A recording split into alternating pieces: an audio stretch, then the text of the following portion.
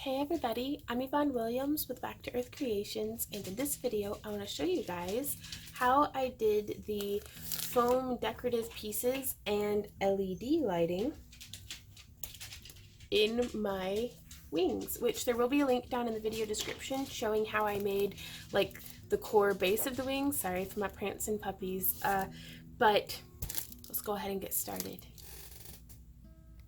So here I'm cutting out some 5 or 6 millimeter foam using just a craft knife and a metal ruler, coming to a point on the end and about an inch wide on the wide end. And I cut that out a few times.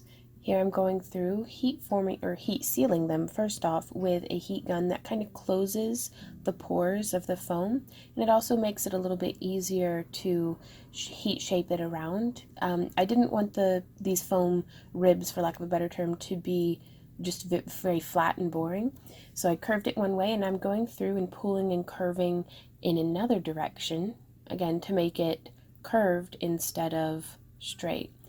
And here you can see with no additional cutting how it went from before and after the shaping. Now after the shaping, I'm going through with a stone tip on my Dremel. This is the flex shaft attached to my Dremel. There will be links to all the different tools and materials, or at least the more prominent ones, down in the video description below. And this was a little labor intensive just because there were so many pieces. I only tried to sand down and curve the edges of the foam pieces that were going to be on the surface, not necessarily on the parts that were going to be attached to the cellophane, because I wanted a sharp corner there to give it more surface area to adhere. To taper down the thickness of the foam pieces, I'm just using some scissors. It's not as clean as it could be, but is a little cleaner than whenever I was trying to sand it down, and that gives it more of a taper as it comes to the tip of the wing. Now here you can see an ultra fast time lapse that I'm going through and just getting all of the pieces. Some of them I erred on the side of caution and just went ahead and Dremeled all four corners, but whenever you're doing your own wings, you may be a little bit more organized than this. And I just cut different size pieces. Now here I'm getting video of Randy was being very helpful and drilling out a little bit into the horns that I had cast using Art and Glow resin so that we could fit an LED diode inside of the horn as shown. We could have drilled a slightly larger hole, but it wasn't necessary. And here just a test and demonstration to see how bright it glows, just using a button battery. Hush, puppy. My dog is unamused in the background. But yeah, so that's both of the horns for the tips of the wings, and I'm very pleased with how that's coming along. Now to do the wiring, I've measured out not just the length from the switch box, but to because that had some wire included on it. But I just figured out how much wire I needed. Now here you can see I'm opening up the switch box and putting in the button battery. And now on these ones that I used, there was no markings showing which side was positive and which side was negative. So I've gone ahead and put the battery in, flipping it to on, and I'm testing the longer diode, or the longer piece of wire is the positive side.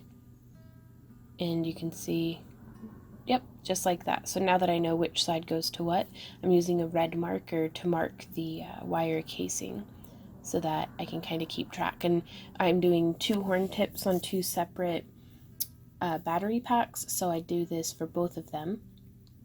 Now coming through with a craft knife, my wire stripper wouldn't strip this thin of a wire, so I just lightly score the casing and then just pull it right off like that. And I'm doing that to both ends of the red wire and both ends of the white wire. And then for both of the horn or wing tips. And now I'm coming through and just doing a little bit of a twisted bit of wire, one around the other, to give multiple points of contact. Yeah, just taking the, the horn off of there that doesn't need to be there right now. And then using my bent nose pliers, or really whatever you have on hand, to smush that bit down so that it, no pokey bits, And it just gives a really nice, tight connection point right there. I'm very new to electrical soldering, so always open to advice, but this worked. It lit up, so I'm pretty happy. Positioning my helping hand before going ahead, and I was going to solder one spot at a time, but I figured I'd go ahead and dry wire. I don't know if that's the term for it, but just get everything wired together and test it before I started soldering. So again, I'm not certain if this is the best way of going about it, but it was definitely a way of going about it. And again, they lit up, so it worked. And now I have my wire and my solder iron and a little bit of lead-free solder, and I'm just going ahead, tinning the tip up a bit, and then just slathering it on there, really. It seemed pretty straightforward. Again, I feel like the depth of my ignorance amazes me, but I do my best to just carry on anyways. So, but it's always good to feel like there's more to learn. Yeah, just putting a little bloop, just melting that glob on there, smearing it around.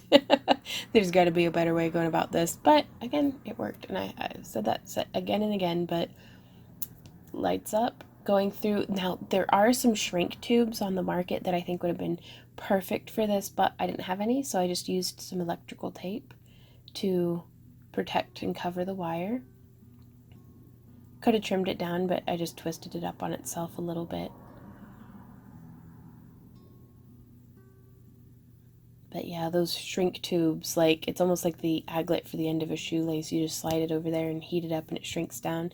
But I went through and electrical taped all of our connection points, and it turns on and turns off beautifully. So we went ahead and did that to both wire setups, and now I'm coming through with packaging tape and attaching, like, positioning the horn tip where I wanted it to be, and then just taping the wires to the rest of the frame. Now, I'll be talking about this a little bit more later in the video, I think in the outro, but if you wanted to add additional support to your wing frame at this point, now would be the time to do that. Before we go on to add the decorative foam casing and all of that stuff. Yeah, and then I just slide the little battery packs in between the two layers of foam. But yeah, test lighting looks really good. Pretty happy with it. So now comes the part of not just figuring out which pieces go to which, because I didn't mark anything, but just I was very nervous at the time of recording. I was very close to the deadline of needing to have these wings ready for the costume. And for everybody watching in the future, we did actually win Best in Show with our Spyro costume at Branson Comic-Con in Branson, Missouri. So that was really exciting. It was good to know that all of the hard work paid off. But honestly, I had so much fun making it anyways that I'd have been happy even if I didn't place. But I was on my toes. There's a lot of great costumes, so I'm still pretty tickled pink about it. But I'm going through with barge cement. A bottle applicator would be so nice, but you can make do, as I'm doing here, with the brush attachment that comes in the lid, and trying to not glob it on too thick, but definitely trying to put enough on there that will have solid connection. All the points where I wanted to make like an actual like pipe casing or something that would wrap around the top edge of the wing. I waited about 5 minutes for it to start setting up before attaching the pieces. And here we are in super fast forward mode of me sorting everything out, figuring out what goes where. And now just barging everything up, gluing it on as I go. You can see this is the decorative point. You know, you can really kind of just do whatever you want. But I did on the top edges at least. I wanted to make sure that there was going to be enough that they could hold together so that I couldn't see the wing, material through them. Doing the tops and bottoms. And there's a lot of gapping and stuff. Again, I didn't draft out much of a pattern. I just was eyeballing it. But I knew I was going to be layering other pieces over it later. So this could be done in such a variety of ways. You could do it kind of straightforward like this one, or you could have lots of little veining and stuff coming off, but even with how lightweight foam is, it still ended up being heavy enough to distort the wing frame. To attach the horn tips, or the wing spikes, or I'm not sure what they're called, I just bit a hot glue on the diode and then smushed it, smoosh, up in there where the hole was drilled. Be sure to do it while the hot glue's very hot, that way it'll squirt out the bottom and burn you, but that way it doesn't like harden up and then you can't fit it inside. Just putting on a bit of scrap 2mm foam, I think, drawing out where I wanted the spikes to be, like the little points. I was just putting that there to blend out and layer over all of the gaps, heat forming and sealing it a little bit, putting on some hot glue, and then folding it over. Honestly, at this point, I really do prefer barge cement to hot glue, but I didn't feel like putting my respirator back on. Now, the side that I just did was the inside of the wing. This piece is much larger, and I'm cutting that out for the back side of the wing. Wandering out of frame a little bit. Super dull box knife, or craft knife, by the way. I need to get one of those little sharpeners. Coming through and drawing on some scale patterning, dremeling our edges to make sure everything stays nice and consistently finished. Which it can be really time consuming, but I do feel like it's worth it. And an extra set of hands comes in. Thanks, Randy, for tidying up my mess and just drawing on more of the spots. Be sure to be in a well-ventilated room with a respirator and some fans going, because this is like super duper bad for your lungs. But just using my wood burning tool with a super fine tip to just burn in all these little patterns. And you could do whatever pattern you like at this point. But I wanted to make the blotchy spots like how Spyro has in the game. Though I don't really feel like I did a tremendous job of replicating that, I was still pretty happy with the result. Using a bit of copper Brillo to clean the tip, which it was recommended to me to keep that in like a tuna can, which was a great idea. I just don't have any tuna cans right now, so coming through, smushing that down. I think I barged this one. Can't remember. I think I did. Would have worked either way though, whether it was barge or hot glue. But yeah, I think I used barge for it because with the hot glue it would have just gooped out the sides. And coming through after all the barge and everything is nice and dry, and dremeling down those top edges, trying to hide that seam as much as possible. You could use some quick seal to fill in the cracks. It's like caulking that would have worked, or foam clay even. Now I'm going through and just adding in a bit more detail, because at this point, to keep the weight down, I didn't want to add spots of foam to make the scale patterning. Like the less material I could add, like I wanted to avoid that as much as possible to keep the weight down. But still, gosh, it just still ended up being too much, but that's okay. Just adding in texture. And even on the 2mm foam, it burnt up pretty nicely. Now here I've got some polymorph thermoplastic beads and some freshly boiled water. Just pouring it into an old teacup. I do not use this cup for food anymore, so it's what I use for like dipping my fingers in when I'm sculpting with freeform air or epoxy sculpt, like chemicals and stuff.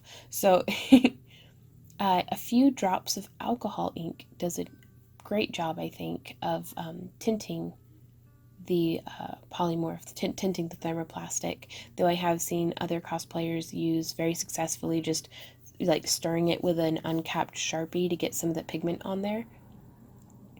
But I had the alcohol ink on hand and I didn't have a yellow Sharpie, so use what you've got.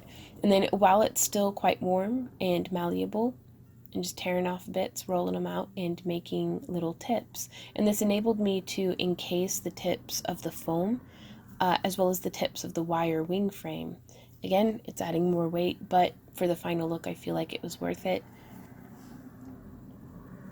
This could also be accomplished, I think, with clear thermoplastic, like sheets, like the clear Warbler, which that would be pretty cool. Then on both sides, it worked like rolling it out into a thicker, like a longer, flatter snake, and then folding it over and then shaping it into the tip, as opposed to kind of gooping it up and over. Now here I'm using some scrap pieces of Terraflex, which is like Tandy Leather's brand of Worbla, basically, like the same wood pulp adhesive concept, and just rolling it out and then shaping that to be kind of the cuticle around this little horn sticking out of the tip of the wing, which again, I'm not a master in dragon anatomy, but it just, I don't know, for if nothing else, it helped to blend the rough, raw edge from, kind of the wing nail into the rest of the wing. And the nice thing about both of these thermoplastics is they take paint wonderfully. Here I'm painting the polymorph with a fluorescent orange, and then I'm going through and painting the Terraflex with just some matte black acrylic. Again, just to kind of blend things out, and I was really pleased with the final look. Now I'm using an undiluted metallic, like folk art, metallic acrylic paint here. And you can see trying really hard to just catch the high surfaces. Like I don't want to gob the paint down into our little burn lines, but just brushing it over the surface. Had I have thought far enough ahead, I would have primed the foam, but I didn't. And it still worked out okay though. Then I went through and colored in the spots with some different color shifting nail polishes, but you could use whatever you like or just leave them matching. Hey y'all, thanks so much for watching through this video with me. On a final note, I wanted to bring up there's a point in every costume and every project where there's well, what I should have done was ... insert, lesson that we learned there. On these guys, I ended up adding a piece of fishing line across from one like wire core frame to the other. Didn't help at all. The wings still, there was just too much weight, and with the movement of like jumping around and bouncing and the impact of like getting hugged, like after wearing it all day at a convention, it has become very, very clear to me that next time what we're going to need to do is, what I should have done was keep this back part of the frame very straight, very rigid, like that. See how they're a little bit flatter?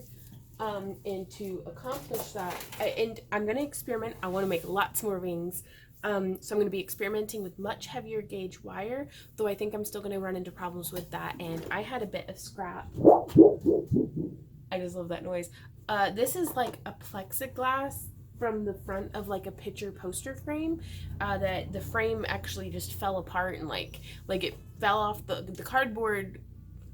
It broke. Okay, long story short, it broke. But I've been hoarding this part for a minute, and I think what I'm going to do is cut a paddle like section out and then have the little bone of that top ridge of the wing, and have this in with the wires then traveling along it with the same wiring, everything, but just have this a little bit more structure, because it does have, I love that noise, it does have movement this way.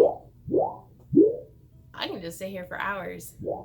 Anyway, so it so that it'll bend that way, but it is not going to be bending like this way, like uppy downy bending. Like it won't be bending on the same axis. I think that's the term.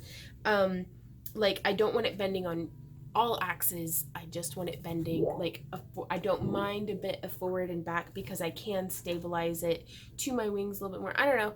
It's worth experimenting with. I do think big cosplay wings are never easy to wear in a crowd. I think no matter how well they're made, just the hazards of cosplay happen. So I'm working out new ways. I'm very open to hearing y'all's suggestions and different things for maybe something to give it a try.